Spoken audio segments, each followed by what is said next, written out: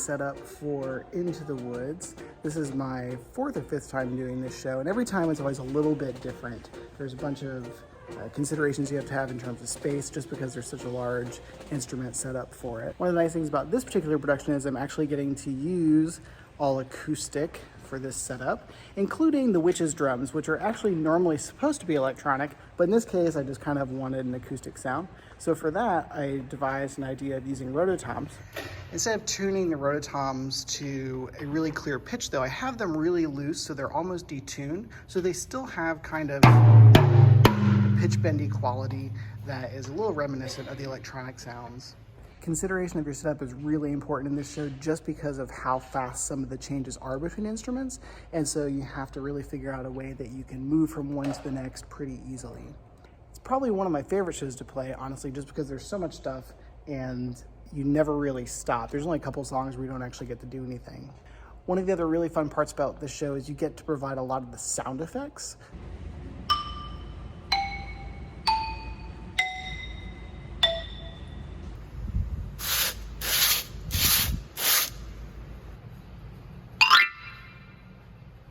You too, son.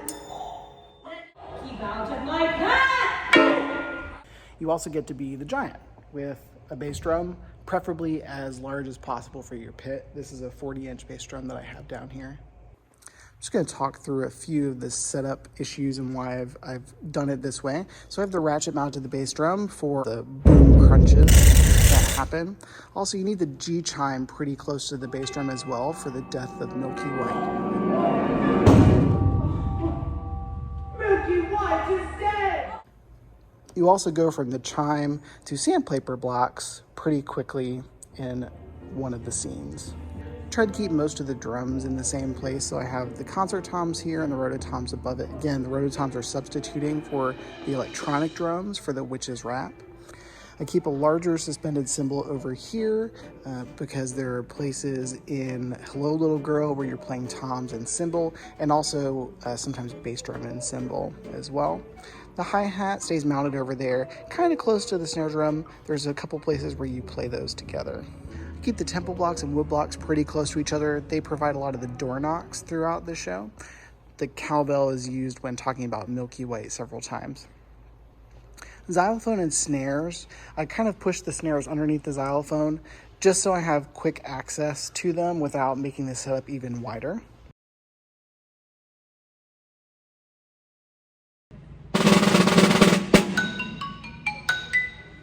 And then the bells with gratales above them. There are a couple of extended gratale notes called for in the orchestration. There's a B below the bottom C and a D above the upper C. There is a moment where there's an A even higher, but I think that's a mistake. These two notes I got from DFW Percussion Rentals because they had a set of them custom made.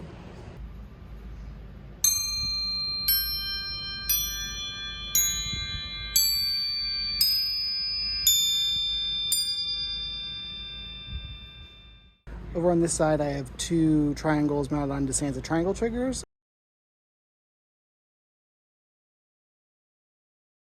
A 6-inch steel artisan, which I'm using for my medium triangle, and a 4-inch steel that I'm using for the small triangle. Also have a finger cymbal. It only happens, I think, 3 times in the show, and for the most part, they're quick changes that need to be struck with bell mallet, xylophone mallet, or a triangle beater, depending on what came around it.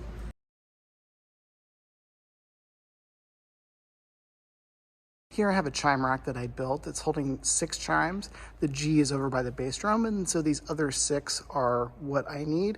We have an F and A flat, which are used next to each other, E flat and C, which happen close to each other, and a B natural and B flat, which again happen close to each other in the music. So instead of mounting them in ascending pitch order, I just group them together in the way that they're used.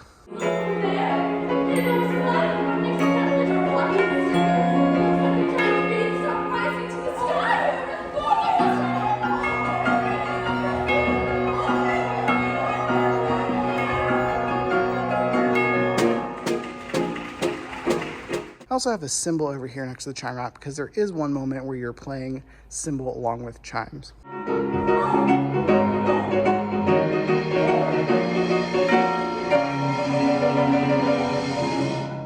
He's dead. We also have a small splash cymbal over here, which happens a couple times in the show, again as effects. And then over here you have timpani used at the very end of Your Fault, leading into Last Midnight, where they're also used. And then they happen again in the Last Midnight music in the bows. We also have the anvil, which is used, I believe, just twice in the show. One at the very beginning, and then again when Jack's mother gets hit over the head with a shovel as they're talking to the giant. And on a final note, you're going to play a lot of four-stroke roughs, so get practicing those before you do run of the show.